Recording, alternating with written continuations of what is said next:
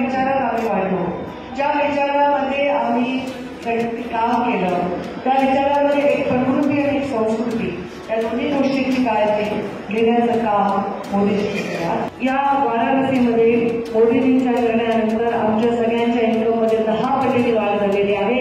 आम्ही आमच्या मुलांना शिकवू शकतो, आम्ही आमच्या मुलांच्या आईवडिलांचा पालन पोषण करू शकतो, आजारपण करू शकतो, अशा प्रकारच्या योजना त्यांनी आणलेल्या आहेत। प्रधानमंत्री पदासाठी 11 वर्ष पूर्ण झाले आणि त्याला संकल्प ते सिद्ध झाले अशी पत्रकार परिषद आम्ही घेत आहोत। मगाशी आम्ही अंबादेवीचं दर्शन देखील घेतलं, एकविरा देवीचं देखील दर्शन घेतलं।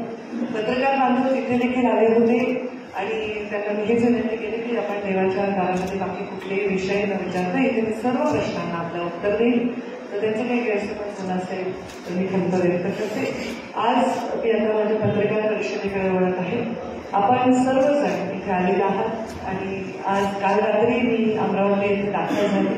आमचे जिल्ह्याचे अध्यक्ष धांडेजी डॉक्टर आहेत, त्यांच्या घरी मी सर्व पदाधिकारी, आमदार, कार्यकर्ते यांच्याशी भेट घेतली, चर्चा केली, पक्षाच्या विषयावर आमची चर्चा सेक्टरमध्ये आली।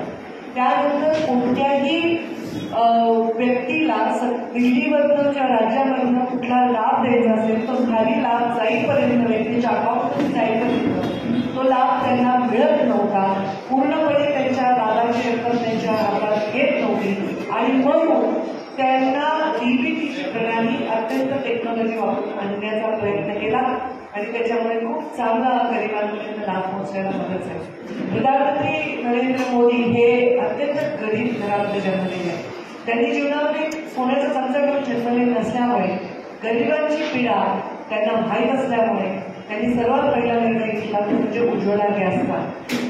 आपली आई चुलीसमोर बसून स्वयंपाक करते आणि तिच्या डोळ्यामध्ये धूळ जातोय लहानपणापासून त्यांनी पाहिलं आणि त्यांना त्याचे परिणाम किती घातक ते लक्षात आलं आणि त्यामुळे उज्ज्वला योजनेसारखी योजना आणि आज अनेक असे लाखो लाभार्थी आहेत ज्यांच्या उज्ज्वला योजनेमुळे ज्यांच्या घरामधला धूळ हा संपुष्टात आलेला आहे। त्यानंतर मुलींचा जन्म हा हरियाणामध्ये एक मोठा कार्यक्रम घेतला आणि बेटी बचाओ बेटी पढाओ चा त्यांनी कार्यक्रम जारी केला। 15 ऑगस्टला पहिलं भाषण तेव्हा त्यांनी केलं मंत्री झाल्यानंतर स्वातंत्र्य दिनाच्या निमित्ताने प्रधानमंत्री म्हणून, तेव्हा त्यांनी या देशातल्या सगळ्यात मोठे उद्योजक सेलिब्रिटीच्या हातामध्ये झाडू देऊन स्वच्छता अभियान करायला सांगितलं। माझा स्वतःचा अनुभव सांगते, जेव्हा मी 2004 मध्ये प्रचार करायला जायचे तेव्हा आम्हाला कोणत्याही गावात जाताना अक्षरशः पावलं अशी मोजून टाकावे लागायचे आणि दुर्गंधीचा सामना करावा लागायचा।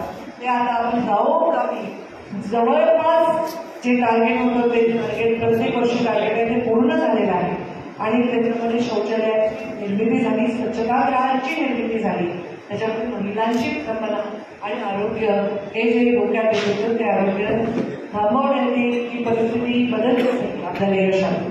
मला सांगत होते की आमच्या या वाराणसीमध्ये मोदीजींच्या निर्णयानंतर आमच्या सगळ्यांच्या इन्कममध्ये 10 पटीने वाढ झालेली आहे। आम्ही आमच्या मुलांना शिकवू शकतो, आम्ही आमच्या मुलांच्या आईवडिलांचा पालन पोषण करू शकतो, आजारपण करू शकतो, अशा प्रकारच्या योजना त्यांनी आणलेल्या आहेत। आता महाकुंभ आपण पाहिलेला आहे, तर आमचे मुख्यमंत्री यूपीचे योगी आणि आमचे प्रधानमंत्री मोदीजी यांनी सुद्धा एक मोठं जगातलं सगळ्यात मोठं आयोजन कुठल्याही विघ्नाच्या शिवाय पार पडलं, हे सुद्धा एक महत्वाचं अचीवमेंट जागतिकदृष्ट्या आपण बघण्याची गरज आहे। तसेच मी मध्य प्रदेशची सहप्रधान होते, तिथे महाकालचा पण कॉरिडॉर त्यांनी विकसित केला। आपण म्हणाल की कॉरिडॉर विकसित केले, मंदिर विकसित केले नाही, मंदिराच्या भोवती एक अर्थव्यवस्था असते। जुन्या काळामध्ये लोक नदीच्या शेजारी राहायचे, मंदिराच्या शेजारी वस्ती असायची आणि त्याच्या भोवती अर्थव्यवस्था असते। एक मोठ्या प्रकारचा भाविक तिथे येतात, त्यांची व्यवस्था असते, नागरिकांची व्यवस्था असते आणि शारीरिक त्याच्यामध्ये श्रद्धा देखील असतेच।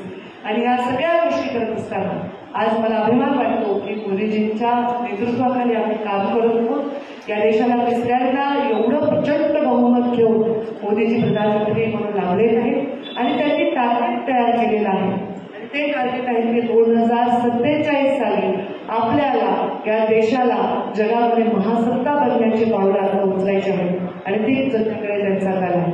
गरिबाला न विसरता मोठ्या महत्वाच्या निर्णयाकडे त्यांनी नेहमी जातीने लक्ष दिलं। युक्रेन आणि रशिया युद्ध चालू होतं तेव्हा आपल्या सगळ्या विद्यार्थ्यांना तिथून अत्यंत सफल आणि सुरक्षित आणण्याचं काम देखील आपलं सरकार म्हणून पुढाकार घेऊन त्यांनी केलेलं आहे. कुठलंही साधन नव्हतं, कोणाच्या तरी दारात जा काहीतरी मदत मागा, पण त्यांना स्वाभिमानाने त्यांच्या इलाज करता येण्यासाठी आयुष्यमान भारतची योजना त्यांनी आणली.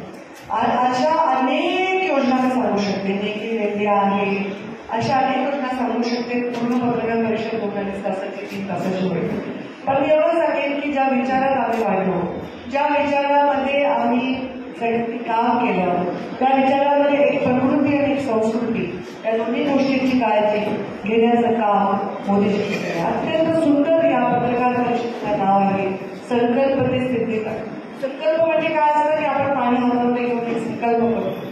सिद्धी काय असते की त्या संकल्पाला जगण्यासाठी रोज त्या वेळेला रोज पाठपुरावा करून रिपिटेशन करून एखादी गोष्ट सत्यात उतरवणं म्हणजे सिद्धी आहे. आणि त्यामुळे आमच्या राजकारणाचा जन्म, आमच्या विचाराचा जन्म हा झाला तो म्हणजे राष्ट्रभक्तीसाठी. त्यामुळे आपला देश हा सुरक्षित असला पाहिजे, देशाचा सन्मान व्हायला पाहिजे, यासाठी प्रधानमंत्री नरेंद्र मोदी यांनी पदभार स्वीकारल्यानंतर पूर्ण जगामध्ये भारताच्या सन्मानामध्ये आपल्याला एक वेगळ्या प्रकारची वाढ बघायला मिळते. आपल्या प्रधानमंत्र्यांना मिळणारं स्थान त्याच्यामध्ये आपल्याला खूप सन्मान बघायला मिळतो. त्याचबरोबर आपल्या देशाकडे जर कोणी वाकडी नजर करून बघत असेल तर त्याकडे आपल्याला फार सहन केलं जाणार नाही हा संदेश आपल्याला जाणार. मागच्या वेळेस